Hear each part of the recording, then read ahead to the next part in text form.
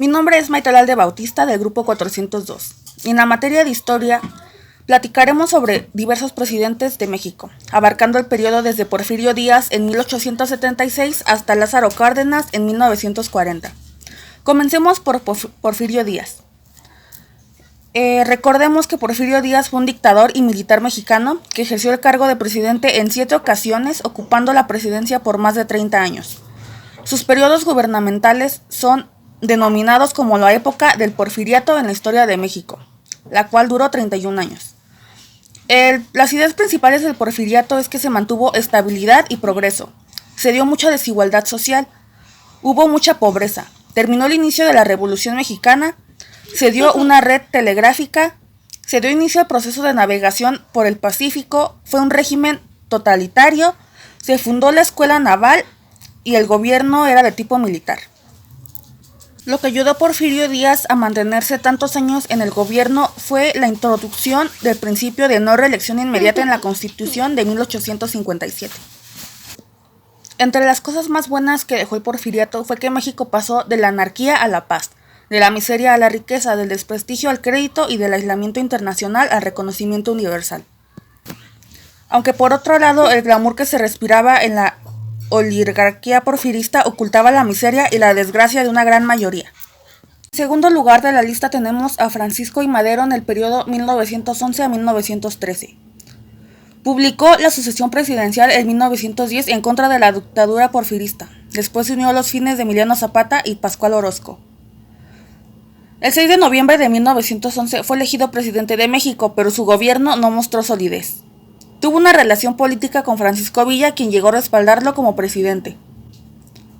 Lo asesinaron el 22 de febrero de 1913 junto con José María Pino Suárez cuando fueron traicionados por Victoriano Huerta después del cuartelazo de la Ciudadela.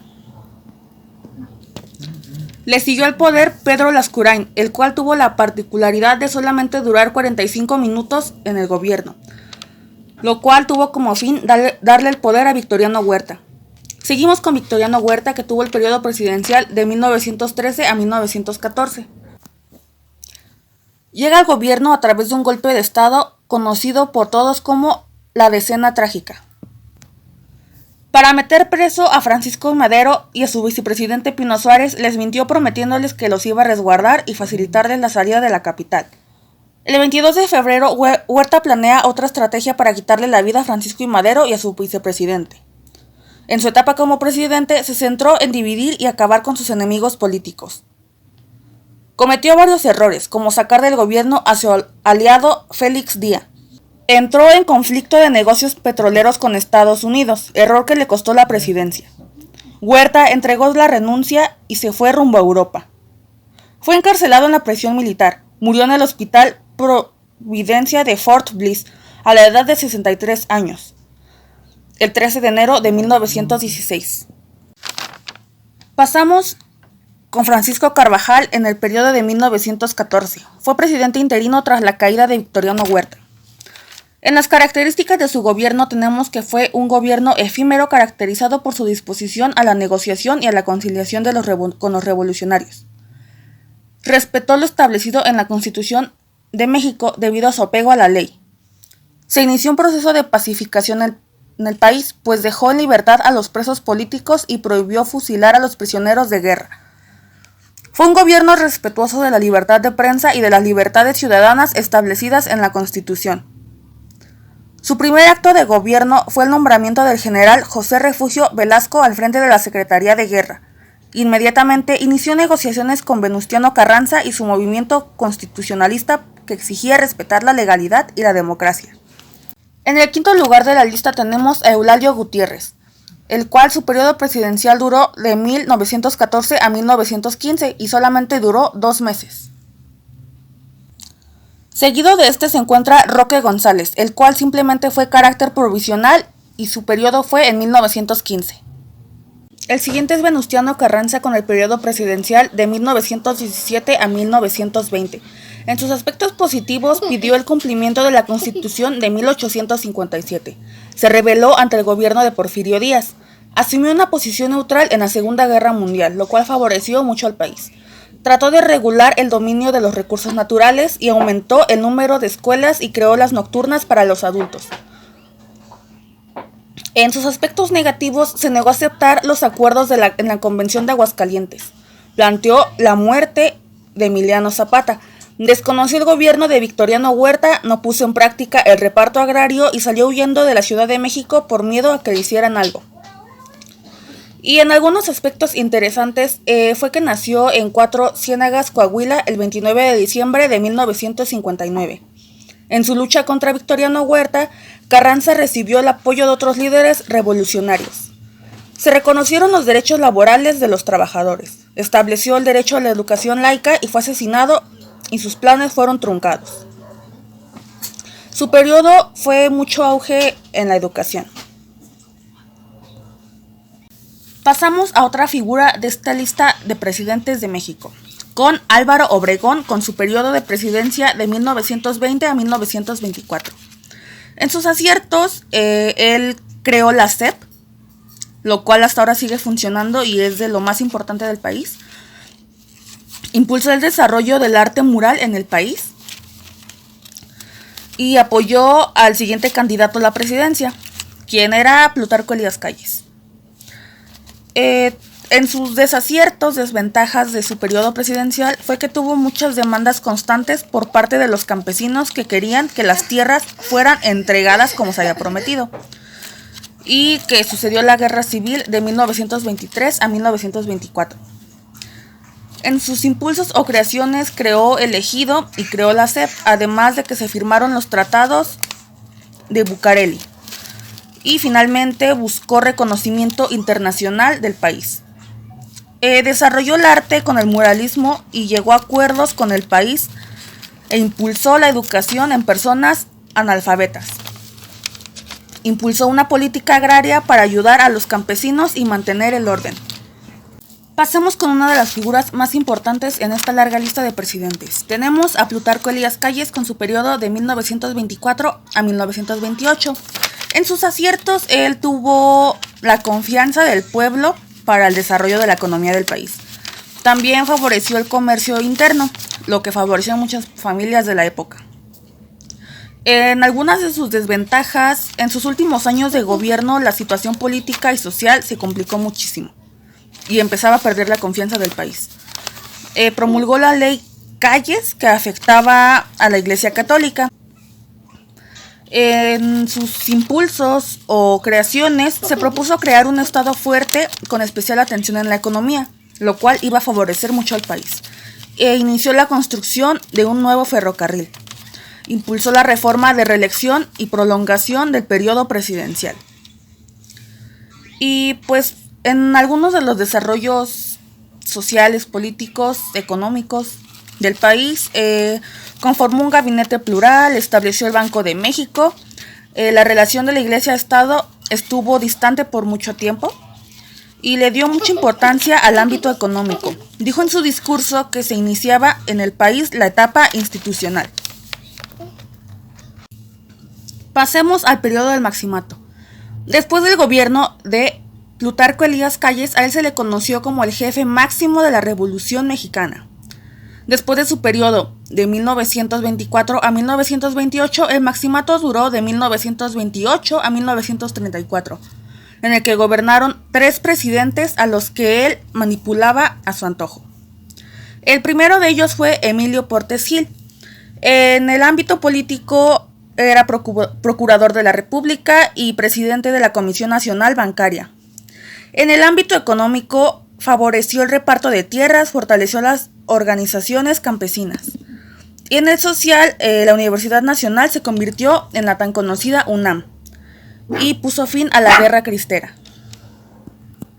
Este presidente duró en el periodo 1928 a 1930. En segundo lugar tenemos a Pascual Ortiz Rubio, el cual en los ámbitos políticos promulgó la Ley Federal del Trabajo. Se establecieron relaciones con España y México ingresó a la Liga de Naciones. En el ámbito económico se promovió la segunda industrialización del país y redujo los ingresos fiscales un 34% y el Producto Interno Bruto a 21%. Finalmente, en el social, Comisión Nacional de Turismo, Se ampliaron los límites de Campeche y Yucatán. Su periodo duró de 1930 a 1932. Y por último, en el periodo del Maximato tenemos a Abelardo L. Rodríguez en el periodo 1932 a 1934. En el ámbito político, consideraba que el motor de la producción agraria debía ser elegido y apoyaría con crédito e infraestructura. En el ámbito económico se tomó como dinamizado de la economía el sector industrial y se constituyó Petróleos Mexicanos, también conocidos como Petromex. Y en el ámbito social se estimuló el consumo de bienes de manufactura local, además de que se enfocó en apoyar las pequeñas y grandes empresas, lo cual ayudó al ingreso de muchas familias en esa época. A pesar de que ellos tres tenían el control, Plutarco Elías Calles seguía siendo el jefe máximo, por lo cual se hacía lo que él decía a pesar de las objeciones de estos presidentes. Finalizaremos esta lista con Lázaro Cárdenas del Río en su periodo presidencial de 1934 a 1940. Colocó al presidente de la República como líder del Partido Nacional Revolucionario PNR. En 1938 puso fin al Maximato. Cambió las siglas por Partido de la Revolución Mexicana PRM. Entre las cosas que hizo estuvo la modificación de la estructura para integrar la representación popular en 4 sectores: obrero, campesino, popular y militar. Promovió la organización social en sectores para impulsar un nuevo modelo industrial urbano. Se crea la Confederación de Trabajadores de México, CTM. Se crea la Confederación Nacional Campesina, CNC, para agrupar al sector agrícola. Y por último, se creó la Cámara Nacional de la Industria de la Transformación.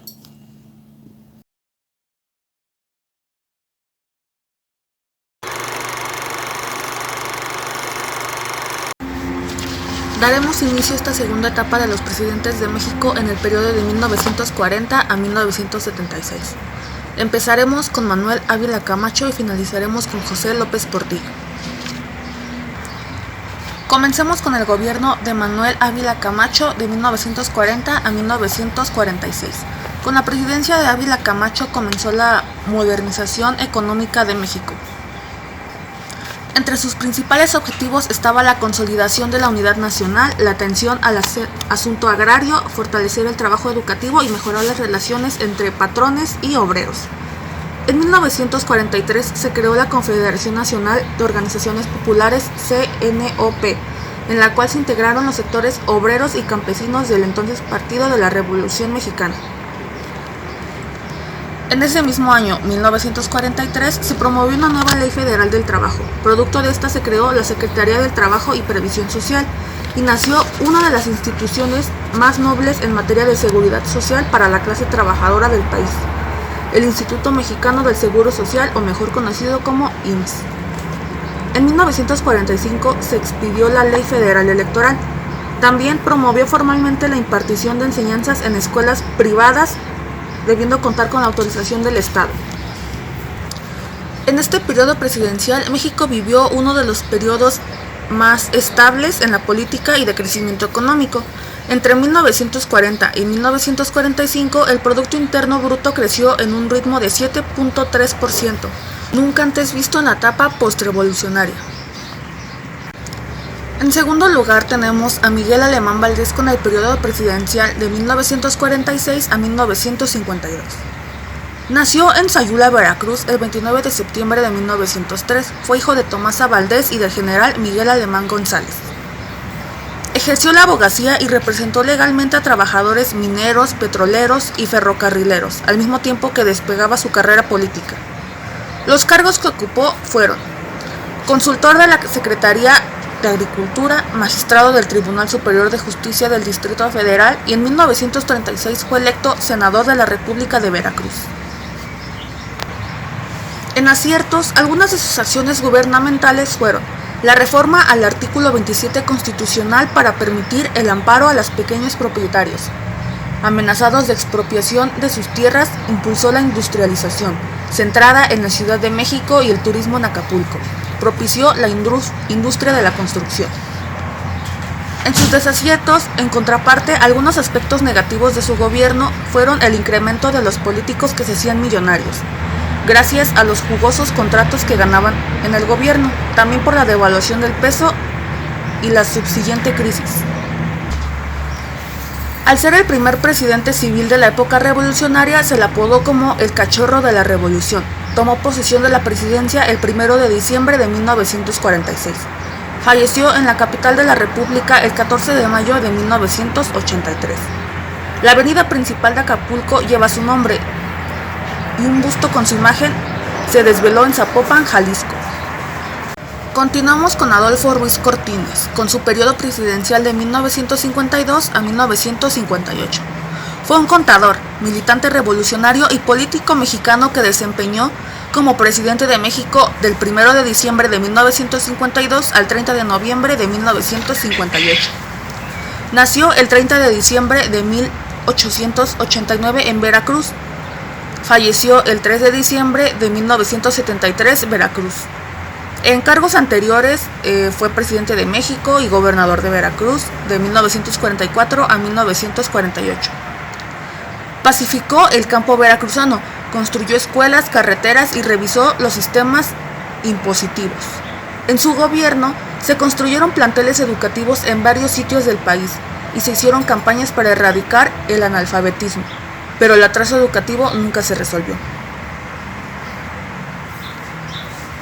Erradicó la corrupción y duplicó los fondos fiscales. Propuso una reforma a la constitución local para que la mujer participara en la función electoral y municipal. Estuvo casado con María Izaguirre y también con Lucía Gutiérrez Carrillo. Él pertenecía al Partido Revolucionario Institucional. En el cuarto lugar de esta lista tenemos a Adolfo López Mateos, que fue presidente de México en el periodo de 1958 a 1964. Nació en Atizapán de Zaragoza en 1910. Siendo estudiante, comenzó a impartir clases en la Escuela Nacional de Maestros de Toluca, al tiempo que escribía en el periódico estudiantil Ímpetu. Durante su objetivo, se propuso alcanzar dos objetivos concretos: eliminar cualquier intento de desestabilización social, continuar con la política de desarrollo estabilizador que estaba sujeta a la primera condición. Dentro de la materia política, promulgó en 1963 una reforma a la Constitución en sus artículos 54 y 63, para garantizar al menos 5 espacios de la Cámara de Diputados a los partidos de oposición que obtuvieran más de 2.5% de la votación total. En 1960 nacionalizó la industria eléctrica, adquiriendo el Estado mexicano la mayoría de las acciones de las empresas generadas de energía, que anteriormente estaban administradas por empresas extranjeras. Además, después de amplias negociaciones con presidentes norteamericanos, logró la reintegración al territorio nacional de la franja fronteriza conocida como el Chamizal por parte de Estados Unidos, territorio que se había perdido por un cambio en el curso del río Bravo. También generó acercamientos y acuerdos con Estados Unidos para obtener beneficios como la reintegración del Chamizal al territorio nacional. Se negó a votar en contra de aplicar sanciones a Cuba como lo pedían los Estados Unidos, y más aún se negó a excluir a Cuba de organismos internacionales como la OEA, Organización de Estados Americanos. Esto le permitió al país adquirir una posición de negación comprometida con la paz mundial y reafirmar la tesis de la libre autodeterminación de los pueblos. Entre una de sus creaciones estuvo el Instituto de Seguridad y Servicios Sociales de los Trabajadores del Estado, mejor conocido como ISSSTE. También la Comisión Nacional de Libros de Texto Gratuitos, conocida como CONALITEG. En quinto lugar tenemos a Gustavo Díaz Ordaz con su periodo presidencial de 1964 a 1970. La presidencia de Gustavo Díaz Ordaz marcó el fin de la etapa de crecimiento y desarrollo del país, pero también quedó marcado por la utilización de la fuerza del Estado ante distintas manifestaciones sociales. A finales de la década de 1970, algunas generaciones jóvenes formadas por instituciones de educación superior como la UNAM, el Politécnico y otras universidades públicas comenzaron a demandar mejores condiciones de vida, teniendo mayores libertades sociales y políticas. Por otra parte, en este gobierno se inició la construcción del sistema de transporte colectivo, el metro, de la Ciudad de México, que hoy desplaza diariamente a millones de mexicanos. También promulgó la Ley Federal del Trabajo el 1 de mayo de 1970, dando continuidad a las reformas iniciadas por Adolfo López Mateos. Firmó el Tratado de Tlatelolco, documento en el que México se sumaba al rechazo por el uso de armas nucleares en América Latina. Impulsó una reforma que hasta la fecha sigue vigente, el establecer constitucionalmente la edad de 18 años como adquirir la mayoría de edad y con ella tener algunos derechos y obligaciones, principalmente el derecho al voto. El país fue sede de los Juegos Olímpicos en 1968 y el Campeonato Mundial de Fútbol en 1970. En este gobierno, a pesar de algunos avances que tuvo la gestión de Díaz Ordaz, es recordado por los acontecimientos del movimiento estudiantil de 1968, en el que cientos de jóvenes perdieron la vida en la Plaza de las Tres Culturas de Tlatelolco. En penúltimo lugar tenemos a Luis Echeverría Álvarez con su periodo presidencial de 1970 a 1976. Fue presidente del 1 de diciembre de 1970 al 30 de noviembre de 1976.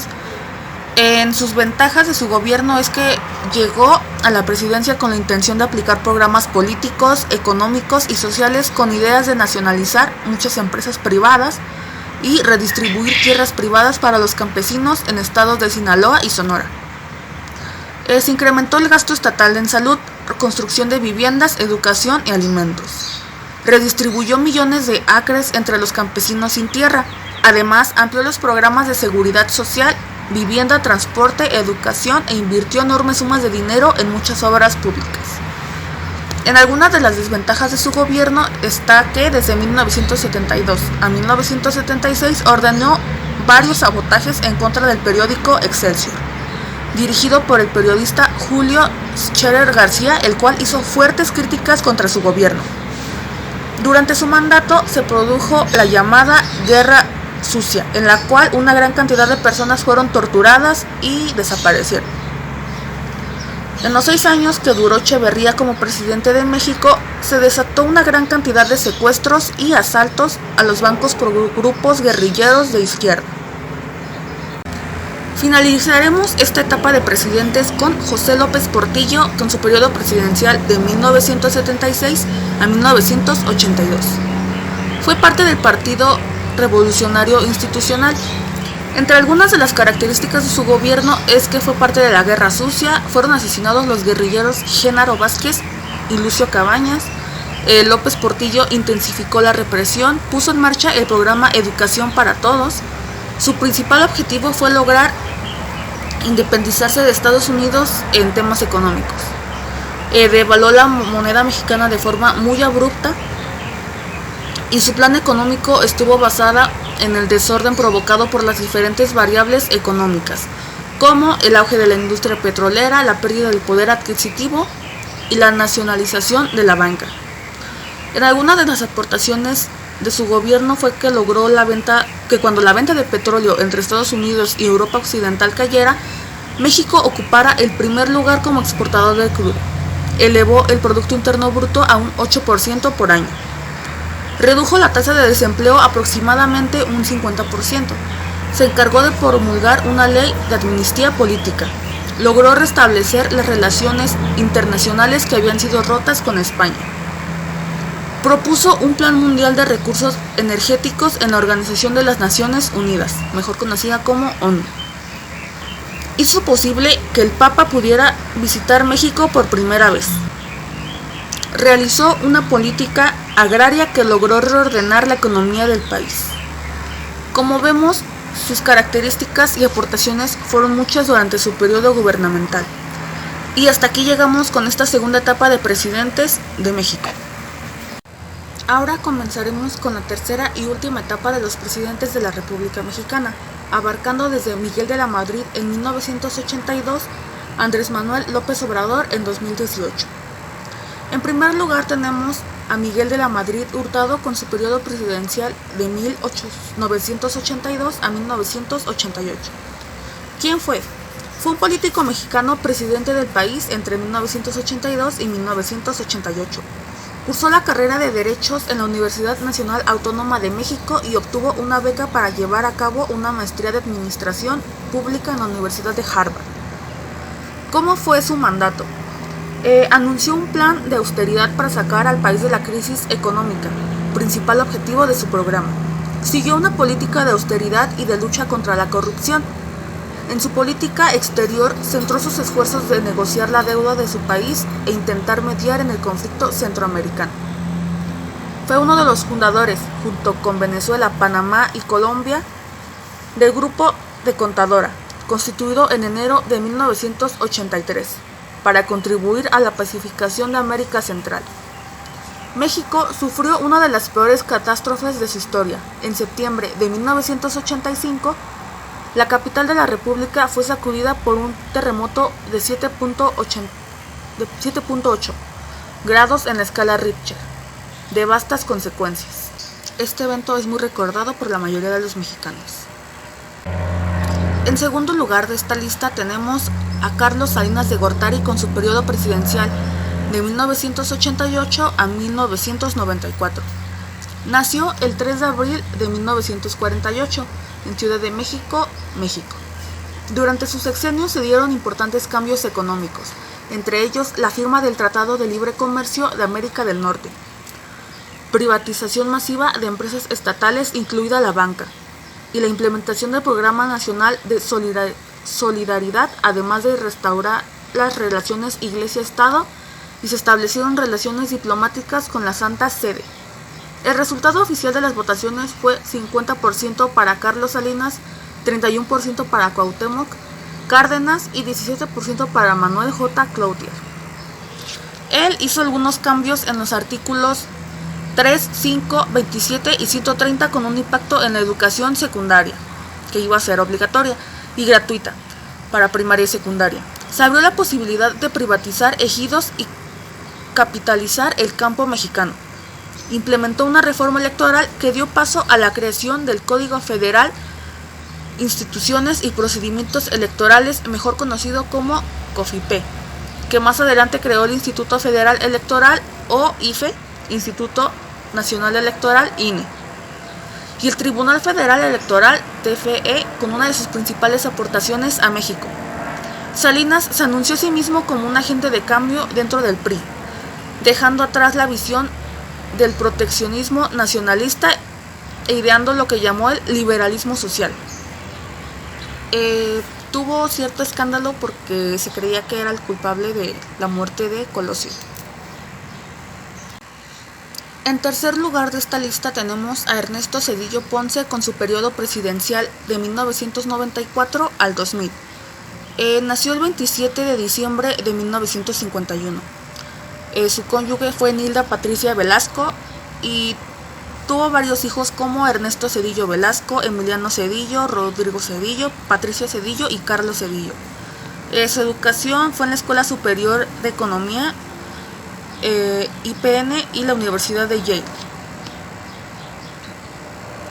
En su gobierno tuvo enfrentamientos con una crisis financiera, recuperación en la economía del país, aumento de empleos y economía elevada, continuidad de la etapa de apertura y democratización del país, y tuvo muchísimo reconocimiento. Después del asesinato de Luis Donaldo Colosio, Ernesto Zedillo asumió la candidatura del PRI. El gobierno de Zedillo ideó el Fondo Bancario de Protección al Ahorro para apoyar a la banca nacional contra los deudores. La economía mexicana había crecido un promedio del 3.4% anual, y en su periodo se dio la matanza de Acteal. En cuarto lugar de esta tercera etapa tenemos a Vicente Fox Quesada del 2000 al 2006. Se desempeñó como presidente de México desde el 1 de diciembre del 2000 hasta el 30 de noviembre del 2006. En 1908 se incorporó a la actividad política. Fue diputado de Guanajuato desde 1988 y también fue gobernador en 1995. En su gobierno se ampliaron los recursos de programas de oportunidades, programas de apoyo a adultos mayores, becas escolares y el seguro popular. Lo bueno de su gobierno es que no hubo devaluación ni tampoco hubo crisis económicas. También se creó el Instituto de Acceso a Información, mejor conocido como IFAI. En 2001 se transformó la política judicial federal de la Agencia Federal de la Investigación, AFI. Y finalmente fue postulado por la coalición PAN-PBM, venciendo en las urnas con 42.5 de los votos. Él no tenía muy buena relación con algunos otros políticos, por lo que igual se vio envuelto en algunos escándalos.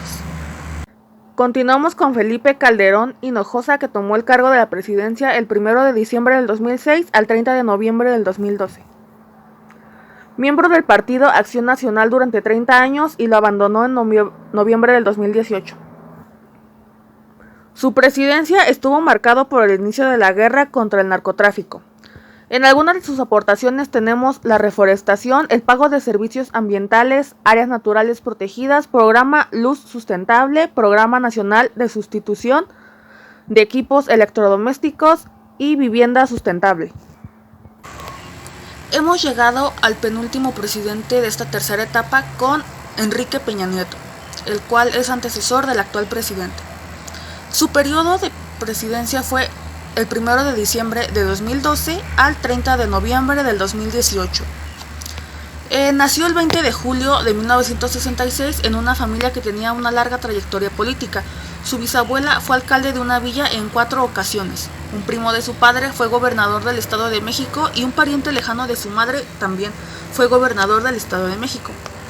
Estudió la licenciatura de Derecho en la Universidad Panamericana y una maestría de Administración en el Instituto Tecnológico y de Estudios Superiores de Monterrey.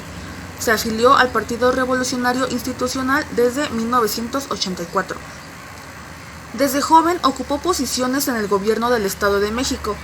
Del año 2000 al 2002 fue secretario de Administración y del 2003 al 2004 fue diputado.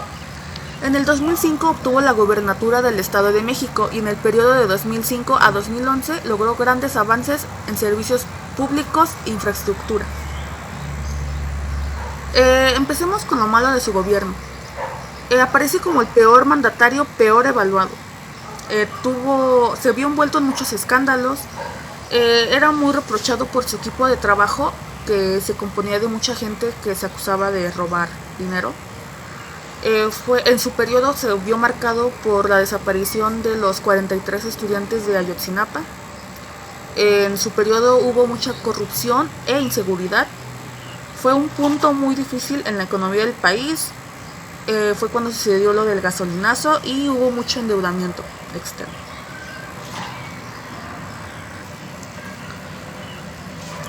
Lo bueno de su país fueron las reformas estructurales, en especial la reforma energética, que hasta la fecha sigue ayudando al país. En la educación también mejoró. También fue bueno el tratado sobre comercio de armas. También en su periodo presidencial México estuvo como la 8ª potencia en turismo mundial. Tuvo un mayor crecimiento económico del que logró su antecesor Calderón. La creación de nuevos puestos de empleo formal y también descendió la tasa de desempleo. El índice de inflación se mantuvo estable, no subió ni bajó, y buscó impulsar el Plan de Desarrollo Nacional. Algo de lo que igual no muchos tienen conocimiento es que en 2016 propuso al Congreso reformar el Código Civil Federal para legalizar el matrimonio entre personas del mismo sexo a partir de los 18 años. Desde el principio esta iniciativa fue rechazada por la Iglesia Católica, por organizaciones civiles y por ultraconservadores. Se organizaron marchas contra esta propuesta y afectó al PRI en las elecciones locales, y por eso esta propuesta fue rechazada. Finalizaremos esta lista con el actual presidente Andrés Manuel López Obrador, que tomó el cargo en 2018 y su periodo presidencial terminará en 2024. Actualmente tiene 64 años, es el mayor de 7 hermanos y se ha casado 2 veces.